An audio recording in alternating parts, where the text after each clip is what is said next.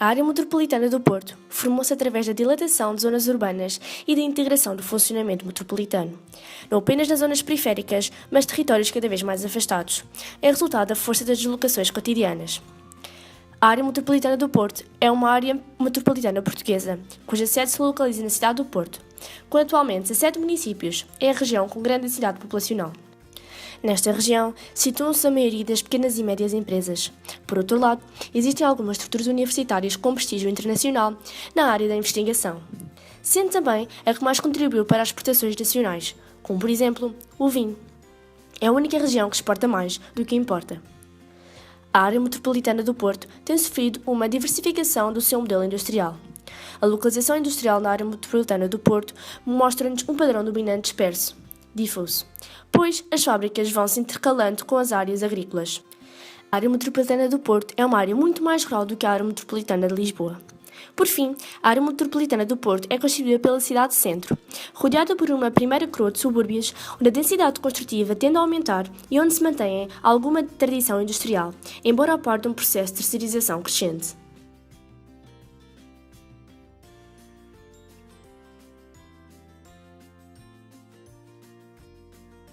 O Porto de Leixões é o segundo maior porto artificial de Portugal. É um dos portos mais competitivos do país, movimentando mais de 14 milhões de toneladas de mercadorias por ano e representando mais de 25% do comércio internacional português. Relativamente aos tipos de cargas, destacam-se os vinhos, a madeira, o ferro, o aço, os açúcares, o óleo, os produtos petrolíferos e os têxteis. Este porto beneficia ainda de uma localização estratégica, tendo uma posição privilegiada em relação ao sistema portuário europeu.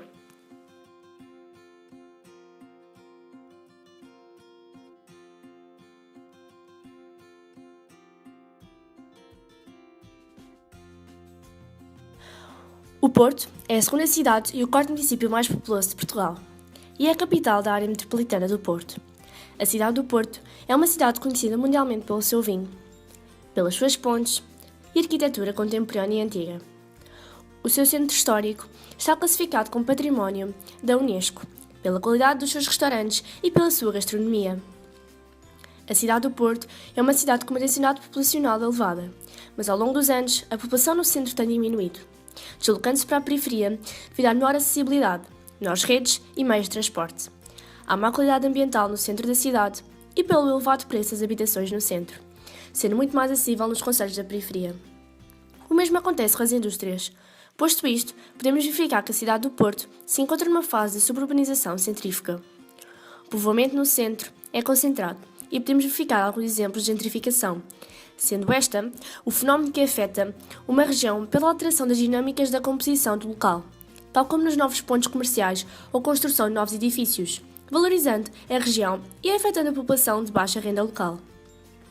A cidade do Porto tem várias funções, sendo elas função cultural, função turística, função político-administrativa, função residencial, sendo que as residências no centro da cidade são plurifamiliares, e por final, função comercial.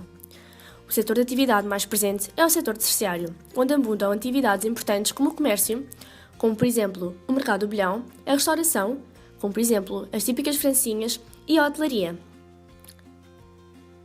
O Porto foi eleito o melhor destino emergente a nível europeu e o terceiro a nível mundial.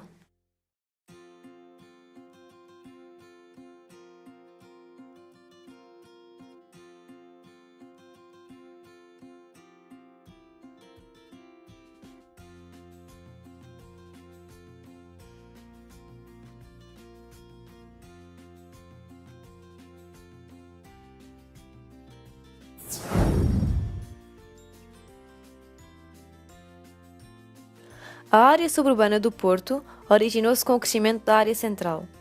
O desenvolvimento destes subúrbios não foi uniforme e Vila Nova de Gaia destacou-se neste crescimento da periferia. A função desta área é residencial. O povoamento apresenta manchas de concentração dispersas. Entre 1991 e 2001, verificou-se uma diminuição do número de jovens e um aumento do número de adultos e de idosos. Porém, em 1996, deu-se um aumento da população entre os 0 e os 4 anos e uma diminuição da população idosa, bem como uma diminuição da capacidade produtiva.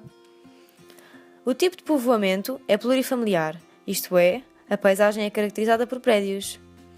Por fim, o setor de atividade da área suburbana é secundário, sendo assim marcado pela indústria e pelo comércio a retalho.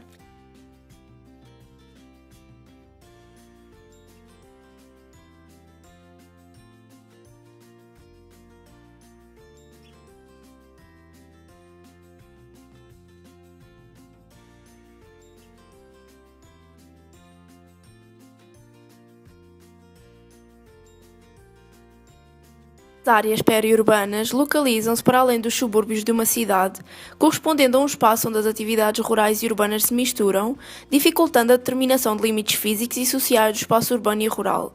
Estas resultam da implementação dispersa do povoamento urbano no meio rural, onde o tecido urbano surgirá de forma descontínua, a atividade agrícola de uma forma instável e assiste-se à implementação de indústrias e de alguns serviços. A densidade de ocupação humana registra também valores reduzidos. Tendo em conta a área metropolitana do Porto, podemos considerar Santa Maria da Feira como uma área periurbana, tendo como funções a residencial, ligada ao facto da agricultura ser o principal setor de atividade, industrial ou de armazenamento, uma vez que nestas zonas se torna mais atrativa a fixação de indústrias pelo diminuto preço do solo e pela necessidade de espaço desta atividade. O povoamento é disperso, uma vez que nestas zonas apenas se localiza a população ligada a atividades do setor primário e, sendo este setor aquele com menor influência na população portuguesa, a população residente nestas áreas é evidentemente mais reduzida.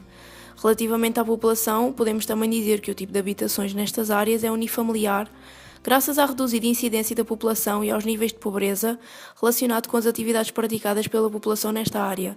Por vezes, criam-se também barracas ou bairros clandestinos em zonas de abandono populacional graças à repulsão dos centros da cidade. Dito isto, podemos também acrescentar que os setores de atividade aqui presentes se relacionam com a agricultura e indústria, setor primário e secundário respectivamente, evidenciando a pobreza e a fraca importância destas zonas no contexto da área metropolitana e no desenvolvimento do país.